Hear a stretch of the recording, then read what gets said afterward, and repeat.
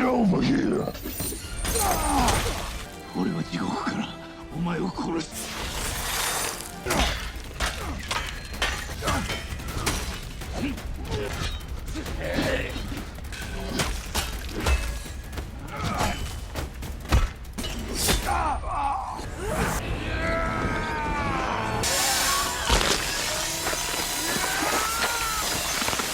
Flawless victory.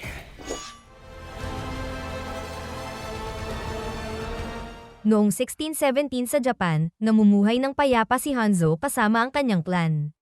Isang araw, habang si Hanzo ay nasa balon, biglang sumalakay si Bihan sa kanilang bahay at pinaslang ang mga miyembro ng clan. Agad na itinago ng asawa ni Hanzo ang kanilang sanggol sa ilalim ng sahig at nagtangkang tumakas kasama ang anak, ngunit hinarang sila ni Bihan. Tumanggi silang sabihin kung nasaan si Hanzo, kaya ginamit ni Bihan ang kanyang kapangyarihan upang maglabas ng matulis na yelo sa kanyang kamay. Sa mga sandaling iyon, narinig ni Hanzo ang sigaw ng kanyang asawa kaya siya'y mabilis na tumakbo pabalik. Sa kasamaang palad, huli na siyang dumating, patay na ang kanyang asawa at anak, at nabalot ng yelo ang kanilang mga katawan. Biglang may lumabas na mga kalaban mula sa mga palumpong. Hinugot ni Hanzo ang kanyang espada at nakipaglaban, ipinapakita ang kanyang kahusayan habang isa-isang pinapatay ang mga ito. Maya-maya, mas marami pang mga asasin ang sumulpot. Kaya't gumamit si Hanzo ng kunay na tinali niya sa lubid, at patuloy na walang awang pinatay ang kanyang mga kaaway.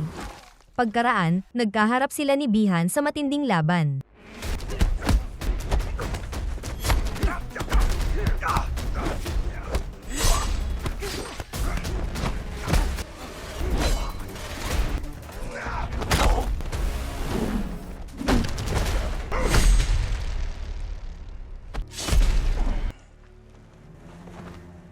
Pag-alis ni Bihan, nagising si Hanzo nang marinig ang iyak ng sanggol. Pilit siyang gumapang pabalik sa bahay ngunit tuluyan siyang bumagsak at namatay. Pagkaraan, biglang lumitaw si Raiden at kinuha ang sanggol. Sa mundong ito, mayroong 6 na magkaibang realm at ang mga tao ay naninirahan sa Earth Realm. Ang mga realm na ito ay nakatakdang maglalaban-laban sa Mortal Kombat Tournament at kung hindi mananalo ang Earth Realm, sasakupin ito ng Outworld Realm. Ayon sa isang sinaunang propesiya, ang lahi ni Hanzo ang siyang magtitipon ng mga champion upang sa wakas ay makamit ang tagumpay. Sa kasalukuyan, si Cole ay nakipagsapalaran sa loob ng cage para sa isa na namang laban sa MMA. Sa masiglang mga manunood, pinagmamasdan siya ni Jax ng may interes. Maganda ang ipinakita ni Cole at kapansin-pansin ang kanyang galing, ngunit nahuli siya ng kalaban sa isang chokehold at natalo. Maya-maya sa banyo, naghuhugas si Cole nang bigla siyang magkaroon ng kakaibang bisyon. Inisip niyang epekto lang ito ng kanyang mga sugat at hinanap ang anak niyang si Emily. Sa mga sandaling iyon, nilapitan sila ni Jax, na napansin ang markang dragon sa dibdib ni Cole. Sinabi ni Cole na isa lang itong kakaibang birthmark. Samantala, sa Outworld, si Bihan ay naging si Sub-Zero. Ang kanyang panginoong si Shang Tsung ay nag-aalala tungkol sa propesiya, kaya iniutos niya kay Sub-Zero na pumunta sa Earth Realm at patayin ang mga champion nito bago pa magsimula ang tournament. Kinagabihan, kumain sa labas si Cole kasama ang kanyang anak na si Emily at ang asawa niyang si Allison, habang lihim silang pinagmamasdan ni Jax. Biglang bumagsak ang nyebe kahit tag-init. Nagsimulang magyelo ang mga mesa at bintana habang lumitaw si Sub-Zero sa gitna ng kalsada. Habang patuloy sa pag-atake si Sub-Zero, kinuha ni Jax ang pamilya sa kanyang sasakyan at mabilis na umalis. Habang naglalakbay, ipinakita ni Jax kay Cole na mayroon din siyang kaparehong marka sa katawan at ipinaliwanag na hindi iyon basta birthmark kundi tanda na siya'y napili upang lumaban bilang isang champion. Pagliko ng sasakyan sa kanto, nadatnan nila si Sub-Zero na pinagyelo ang kalsada. Agad na kinuha ni Jax ang kanyang armas mula sa trunk at inutusan si Cole na umalis kasama ang kanyang pamilya, sabay bigay ng isang address kung saan nila makikita ang isang nagngangalang Sonya. Nang magtago si Sub-Zero sa loob ng isang gusali, sinundan siya ni Jax at nadatnan ang mga pader at hagdan na nababalutan ng yelo. Sa ikalawang palapag, biglang sumalakay si Sub-Zero mula sa likuran.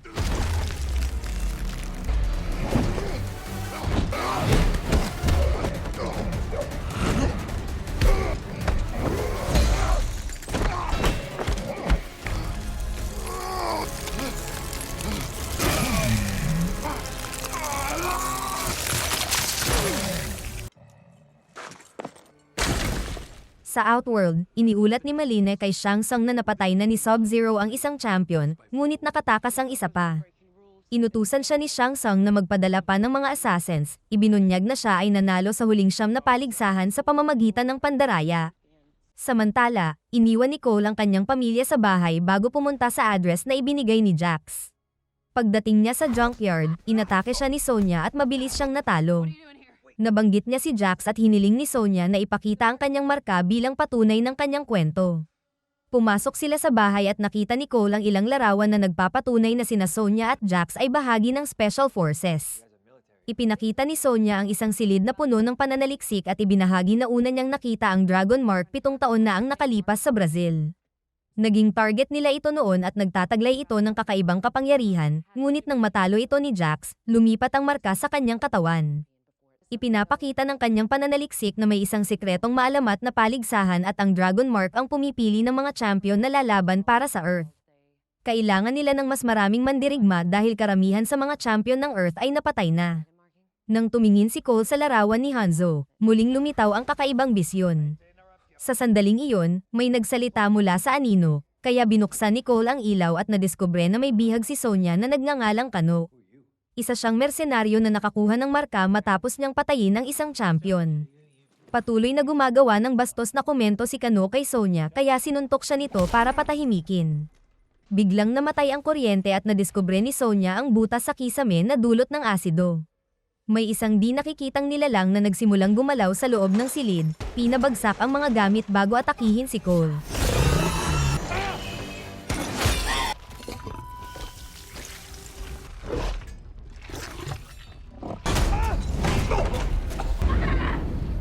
Napansin ni Kano na nilulusaw ng asido ang bakal, kaya pinatuluan niya ang kanyang posas ng asido upang makawala. Sumali siya sa laban gamit ang kutsilyo at isang flare na kanyang sinindihan bago itarak sa katawan ni Reptile. Nagpaikot-ikot ang nilalang at di sinasadyang nakapagsimula ng sunog bago muling magpakita.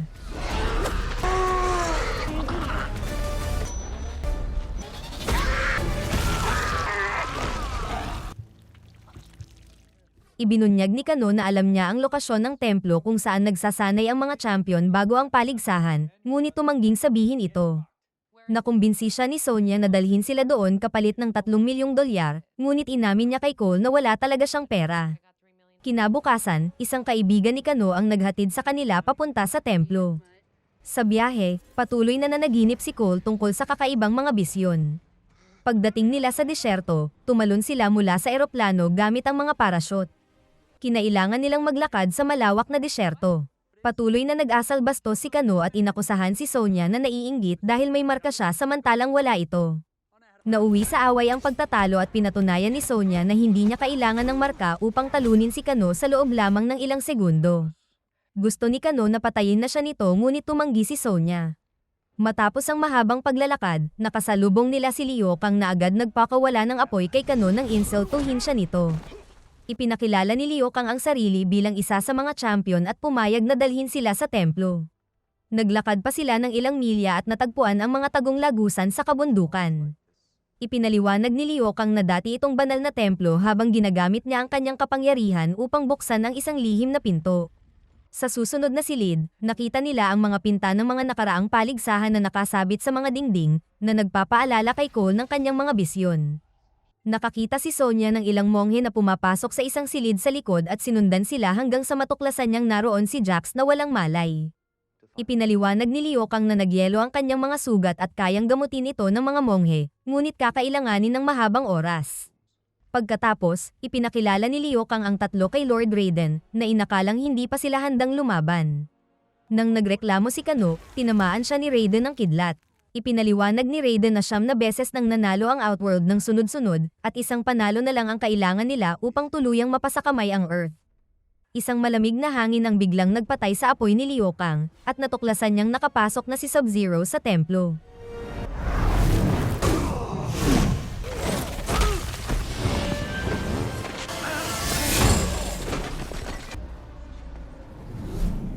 Kasama ring dumating sina Shang Tsung at Melina upang tulungan si Sub-Zero. Ngunit agad na lumitaw si Raiden sa harap nila at hinarang sila gamit ang kanyang kapangyarihang kidlat. Lumitaw ang isang energy field na pumilit sa mga kalaban na umalis. Pagkatapos, dinala sina Cole at Kano sa isang arena kung saan maaari nilang gisingin ang kanilang mga kapangyarihan, ngunit hindi pinayagan si Sonya dahil wala siyang marka. Pumunta siya upang tingnan si Jax, na sa wakas ay nagising at nadiskubreng nabigyan siya ng mga mekanikal na braso. Sa arena, nagsanay si Cole laban kay Kung Lao at nakipagsabayan siya ng mas maayos kaysa sa inaasahan.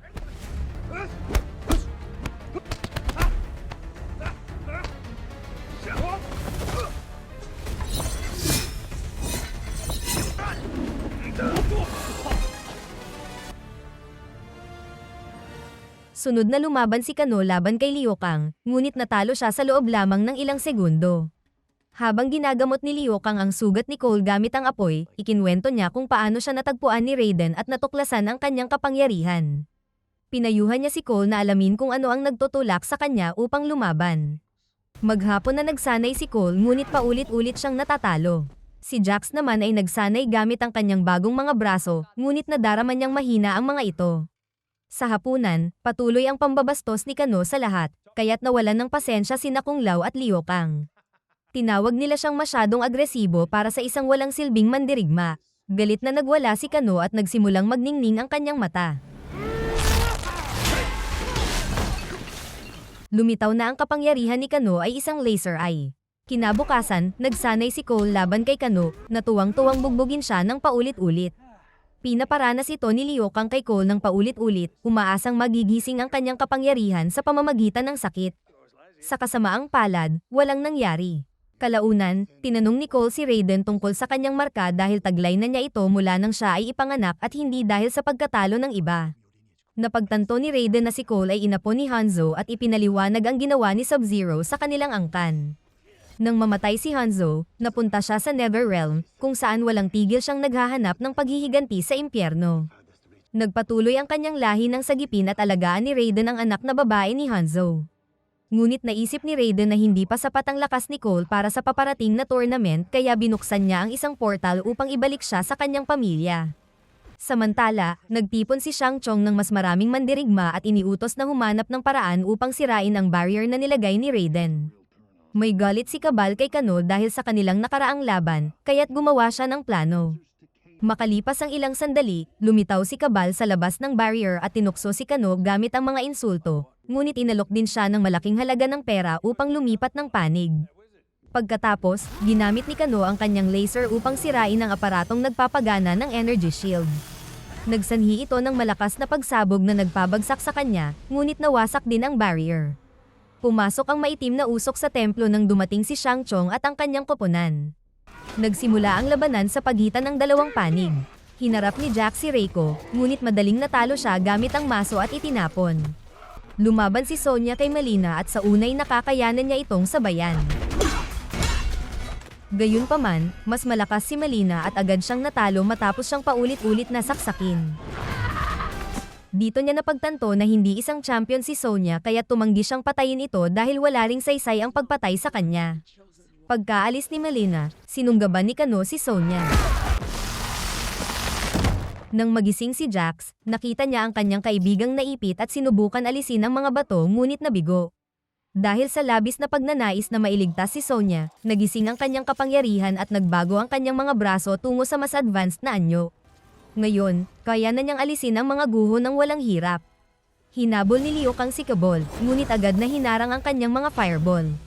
Sinugod siya ni Kabal at ipinakita ang kanyang kakayahang kumilos ng sobrang bilis. Samantala, inihagis ni Kung Lao ang kanyang sombrero kay Shang Tsung, ngunit madali itong naiwasan. Tumanggi itong makipaglaban sa isang mababang mandirigma kaya tinawag niya si Natara. Habang lumilipad sa mga anino, sumisigaw si Natara. Kaya't pumikit si Kung Lao at nag-concentrate. Nang umatake si Natara mula sa likod, narinig niya ito at nakailag bago tumalon sa ibabaw niya. Flawless victory. Samantala, ang itim na usok ay pumasok sa kubo ni Cole.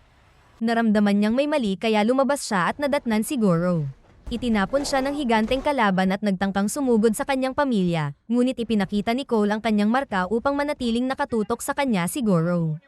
Kinuha ni Cole ang isang crowbar sa loob ng kubo at nagtago, naghihintay na pumasok si Goro. Ngunit sinuntok ni Goro ang dingding at hinablot siya gamit ang maraming kamay upang bugbugin. Sinira rin ni Goro ang mga poste ng kahoy para gawing armas na nagdulot ng pagbagsak ng kubo. Sinubukan ni Cole na gumapang palabas, ngunit nabagsakan siya ng mga guho at naipit. Now I tear out your spine.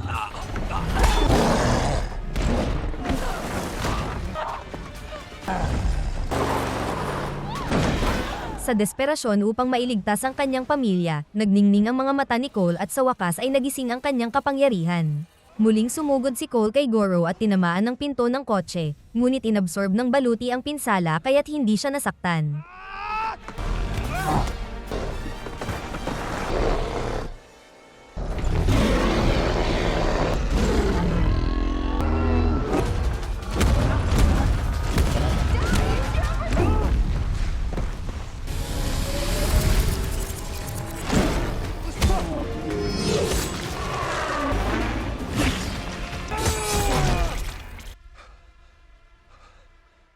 Sa templo, naramdaman ni Raiden ang paggising ng dugo ni Hanzo at nagbukas ng portal upang maibalik si Cole. Muli niyang pinagana ang kanyang kidlat upang makatakas kasama ang mga kampyon. Gayunpaman, sina Jax at Sonya lamang ang kanyang na-teleport palabas. Nang susunod na sanang kunin ng iba, inatake siya ni Sub-Zero ng yelo na humarang sa kanyang kidlat at nagpabagsak kay Cole. Ginamit ni Shang Tsung ang kanyang kapangyarihan upang hilain si Kung Lao papunta sa kanyang kamay at sinimulan niyang higupin ang kaluluwa nito hanggang sa mamatay. Nang marinig ang sigaw, sinuntok ni Liu Kang si Kabal palayo at mabilis na tumakbo papunta sa arena, ngunit huli na. Dali-daling hinila ni Cole si Liu Kang upang pigilan itong gumawa ng anumang kamangmangan at biglang isang kidlat ang nag-teleport sa kanila palabas ng templo. Ang buong koponan ay lumitaw sa Void, isang espasyo sa pagitan ng mga mundo kung saan hindi sila masusubaybayan. Matapos ibigay ni Raiden kay Cole ang kunay ni Hanzo, inihiwalay niya at ini-teleport ang bawat kasapi ng koponan upang mapaghiwa-hiwalay ang mga laban. Si Jax ay humarap kay Reiko at napigilan ang maso gamit ang bago niyang mga braso. Matapos niya itong basagan, sunod-sunod niyang pinagsusuntok si Reiko at piniga ang ulo nito sa pagitan ng kanyang mga kamay para sa isang instant kill. Samantala, nasa bahay ni Sonya si Kano.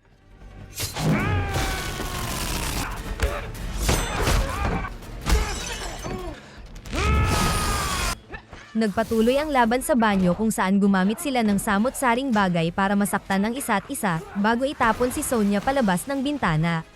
Sumunod si Kano at sinakal siya, pero nakakita si Sonya ng garden gnome sa lupa at isinaksak ito sa mata ni Kano, dahilan para tuluyan itong mapatay. Dahil dito, lumitaw ang marka sa kanyang braso. Samantala, handa na si Liu Kang laban kay Kabal. Inatake niya ito gamit ang mga suntok na apoy habang umiiwas sa dalawang espada nito. Pagkatapos ng ilang palitan, sinipa niya ng sunod-sunod si Kabal sa dibdib at itinapon ito sa itim na kumunoy. Pagkatapos ay tumawag si Liu Kang ng isang dragon na gawa sa apoy at sinunog si Kabal hanggang maging abo. Si Cole naman ay nahihirapan kay Melina, na paulit-ulit na nakakatama dahil may kakayahan itong dumaan sa mga mabilis na portal. Dumating si Sonya at ginamit ang bago niyang kapangyarihan para magpakawala ng plasma beam na agad tumagos sa tiyan ni Melina at ikinamatay nito. Sa bahay naman ni Cole, biglang lumitaw si Sub-Zero sa may pinto. Humarap siya kay Cole at ipinakita ang pulse ares ni Emily bago ito nagyelo at binasag. Galit na sumunod si Cole sa smoke cloud at agad siyang na-teleport sa kanyang gym kung saan nakakulong sa yelo ang kanyang pamilya. Inatake siya ni Sub-Zero at nagsimula ang laban. Nagyelo ang sandata ni Cole at siya'y nadisarmahan.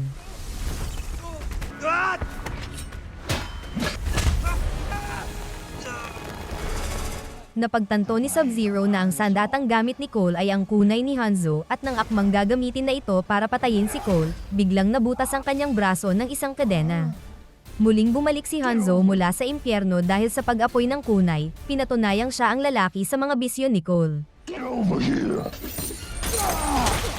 俺は地獄からお前を殺す。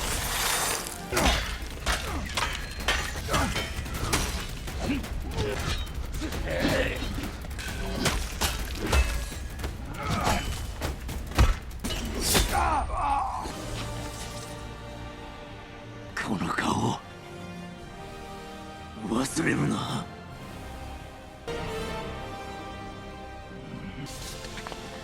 今俺はスコーピオンだ。Habang naglalaban ang dalawa, nag-concentrate si Cole para basagan ang yelo.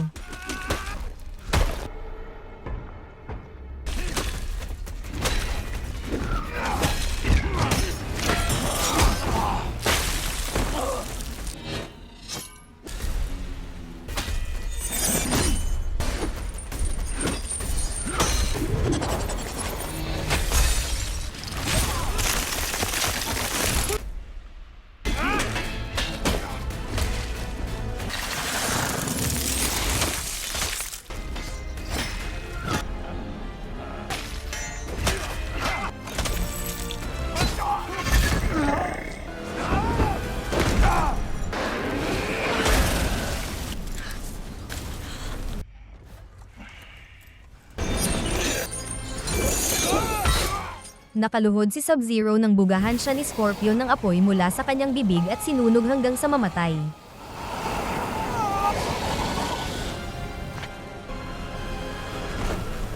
Pagkatapos, sinabi ni Scorpion kay Cole na alagaan ang kanyang lahi bago siya naglaho sa isang alon ng apoy.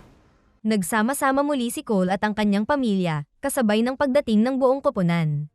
Biglang lumitaw si Shang Tsung upang kunin ang bangkay ni Sub-Zero at nangakong maghihiganti bago naglaho habang akmang umatake si Raiden. Pinaalalahanan naman ni Raiden ang lahat na kailangan pa nilang manalo sa paligsahan at isinugo silang maghanap ng mas marami pang kampyon.